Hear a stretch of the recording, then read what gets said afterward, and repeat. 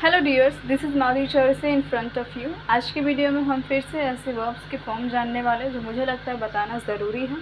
लगभग 4 से 5 क्लास लग जाएगा यही वर्ब्स के फॉर्म प्रोवाइड कराने में। स्पोकन इंग्लिश स्टार्ट करने से पहले मुझे महसूस हुआ कि मुझे ये वर्ब्स के फॉर्म बता देना चाहिए, नहीं तो बच्चों के साथ चीटिंग होगा। तो चलिए स्टार्ट करते हैं। बोर्ड के साथ थोड़ा दूरी बना लेती हूँ, दुश्मनी है, पता नहीं क्यों दिखता ही नहीं है। उम्मीद करती हूँ कि आवाज़ वगैरह और वीडियो वगैरह सब कुछ क्लियर होगा। चलिए ज़्यादा समय नहीं लेती हूँ। आपको नोट्स में 5 भाग बांट लेना है इस तरह से कुछ, जैसे कि मैंने बता दिया है एक एग्जांपल के तौर पे। स्माइल होता है, स्माइल यानी होता है हंसना, मुस्कुराना। ये वर्ब का फर्स्ट फॉर्म है और इसको रेगुलर वर्ब भी कहते हैं। रेगुलर वर्ब सिंपल है, बस इतना समझ लीजिए। पता हो तो अच्छी बात है, नहीं पता है तो और अच्छी बात है।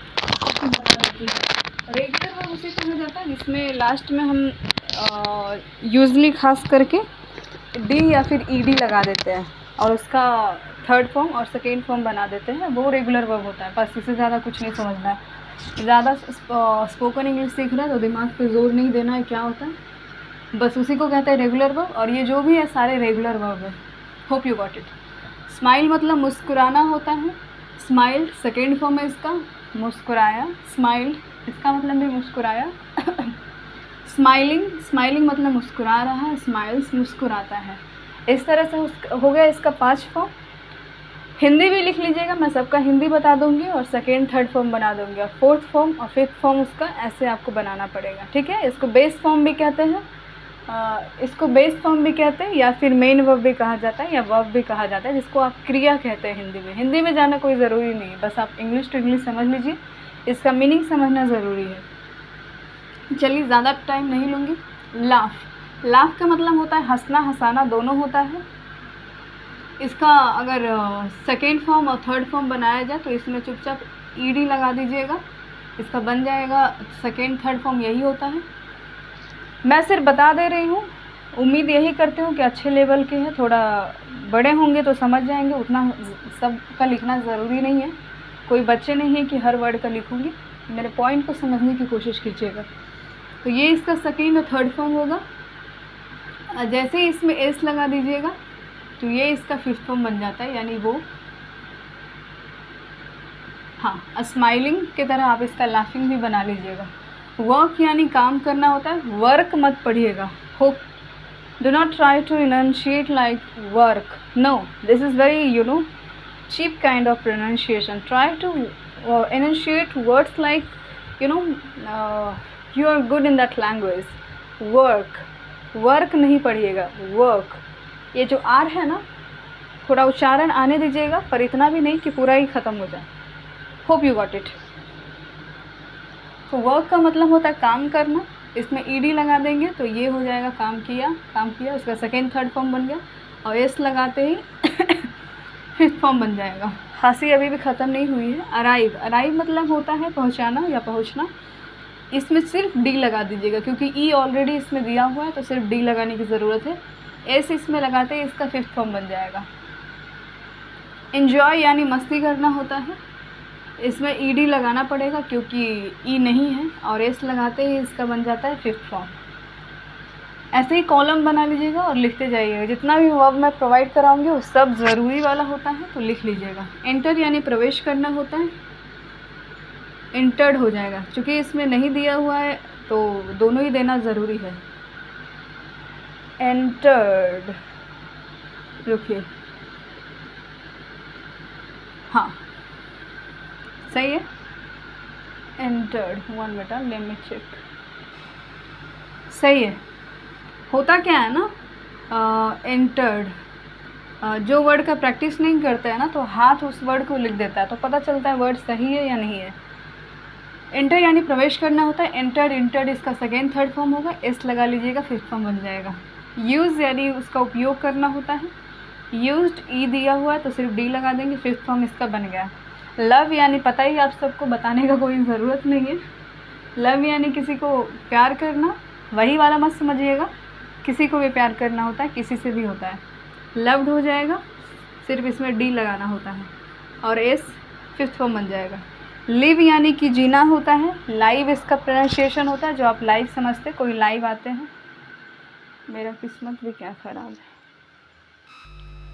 लाइट चली गई थी, लाइट चली गई थी, इसको इंग्लिश में कैसे बोलेंगे बता देती हूँ। द लाइट हैज़ बिन गोन, इसको द लाइट हैज़ बिन गोन से इसको बोला जाता है। चलिए फ़ैन ऑफ मैंने कर दिया ताकि आवाज़ अच्छे से आए। लिव मतलब जीना होता है। ये ऑलरेडी दिया हुआ है तो सिर्फ इसमें डी लगा देंगे और एस ऐसे बन गया इसका, लिव्स। और वो लाइव होता है, जो लाइव आते हैं लोग ऑनलाइन, उसको लाइव कहते हैं। होप यानी कि आशा रखना, हाँ, जैसे आई होप, मैं उम्मीद करती हूँ, उम्मीद करना भी होता है, दोनों एक ही है। होप्ड बन जाएगा इसका, और एस लगाते ही इसका होप्स बन जाएगा, फिफ्थ फॉर्म। ये इसको डांस मत पढ़िएगा, डांस थोड़ा इसका गलत उच्चारण कर सकते हैं, डांस पढ़िएगा। She is dancing, I am fond of dancing, मुझे डांस करना पसंद है, तो डांस होता है। तो इसमें सिर्फ डी लगा देंगे क्योंकि ऑलरेडी ई दिया हुआ है, डांस बन जाएगा, सॉरी डांसेस बन जाएगा। हाँ, एक बात और बता देती हूँ, नाउन में यदि लगाते हैं एस या ई एस तो वो प्लूरल बनता है, उम्मीद करती हूँ ज़्यादा बाउंस नहीं करेगा। और यदि वर्ब में एस या ई एस लगाते हैं तो सिंगुलर बन जाता है। जब मैं पढ़ाऊँगी सब्जेक्ट वगैरह तो उसके प्रयोग बता दूँगी, उसका कैसा यूज़ होता है, अभी मत ज़्यादा फोर्स कीजिए माइंड पे। चेंज यानी बदलना होता है, इसमें सिर्फ डी लगा देंगे और एस इसका बन जाएगा फिफ्थ फॉर्म, और ये सेकेंड थर्ड फॉर्म होगा। इस तरह से कर लीजिएगा। एडवाइस यानी सलाह देना होता है ना, सलाह परामर्श देना होता है। अगर यही यहाँ पे सी रहता तो ये हो जाता नाउन, यानी इसका सिर्फ होता सलाह देना नहीं, सिर्फ सलाह होता वो। तो एडवाइस ई ऑलरेडी है तो इसमें डी दे देंगे, ये बन जाएगा इसका थर्ड फॉर्म, सेकेंड फॉर्म, और एस लगाते ही इसका ये फिफ्थ फॉर्म बन जाएगा। एडवाइसिंग खुद कर लीजिएगा। अग्री यानी कि हामी भरना, हाँ में हाँ मिलाना, जैसे कि अगर आप मेरी बातों से सहमत हैं तो सहमति जताना भी होता है। ये ऑलरेडी इसमें ई है तो सिर्फ इसमें डी लगा देंगे, अग्रीड पढ़ेंगे, agreed, yes I agree with your point, मैं आपकी बातों से सहमत हूँ, एस लगाइएगा, फिफ्थ फॉर्म बन जाएगा। हेल्प यानी मदद करना होता है, इसमें ई नहीं है तो ई डी लगाएंगे, ई भी और डी भी, हेल्प यानी मदद करना, हेल्प्स, फिफ्थ फॉर्म। ओपन यानी खुला करना, किसी चीज़ को ओपन करना, खुला करना, ओपन हो जाएगा और एस लगाते ही फिफ्थ फॉर्म बन जाएगा। Hope you got it. Talk यानी बातें करना होता है, टॉकटिव यानी बहुत बात करने वाला होता है ना, उसको टॉकटिव कहते हैं, जिसको कह सकते हैं बातूनी। Are you batuni? Means that are you talkative? Do not forget to comment below. Talked हो गया, एस लगाते ही ये टॉक्स बन जाएगा। want यानी चाहना होता है, wanted क्रिमिनल होता है ना, wanted क्रिमिनल, वैसा क्रिमिनल जो बहुत ही भयानक हो, बहुत ही ज़्यादा खतरनाक हो, उसको कहते हैं wanted क्रिमिनल, वो भी होता है। तो वहाँ पे वो एडजेक्टिव है, वांटेड वहाँ पे एडजेक्टिव है, ज़्यादा भी नहीं, ठीक है। चलिए कभी और पढ़ाऊँगी ग्रामर के पोर्शन तो बताऊँगी। वांट यानी चाहना होता है, वांटेड हो जाएगा, इस लगाते ही ये फिफ्थ फॉर्म बन जाएगा। कॉल यानी पुकारना होता है, are you on the call, कहते हैं ना are you on the call, यहाँ पे पुकारना नहीं होता है, यहाँ पे आप कॉल पे है, हिंदी पे मत जाइए, मीनिंग समझिए बस, ये मायने रखता है। कॉल यानी पुकारना होता है, वैसे इसका हिंदी मीनिंग। और ये डबल एल है, स्पेलिंग थोड़ा सा ये हो गया, कॉल, ठीक है, ईडी लगा देंगे, कॉल्स पुकारता है।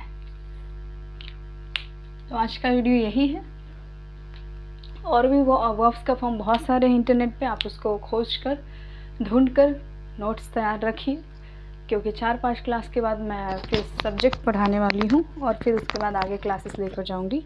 मुझे लगता है ज़रूरी है वो जानना, तो पहले वो पढ़ा देती हूँ वर्ब्स का फॉर्म। ये लैंग्वेज का आप कह सकते हैं सबसे बेसिक चीज़ है जो जानना चाहिए। Without it we can not even make any kind of sentences, we cannot speak any kind of sentences without this kind of verbs. These all things are the basic things of any language. किसी भी भाषा का सबसे basic things है ना, वो है ये। चलिए ज़्यादा वीडियो लंबा नहीं करूँगी। कल भी मैंने वीडियो बनाया था लेकिन 24 मिनट का हो गया था और अपलोड करने में नानी याद आ रही थी। उतना इंटरनेट नहीं रहता है, पढ़ना भी होता है तो इंटरनेट बचता है तो ही मैं अपलोड कर पाती हूँ। Thank you very much for watching this video.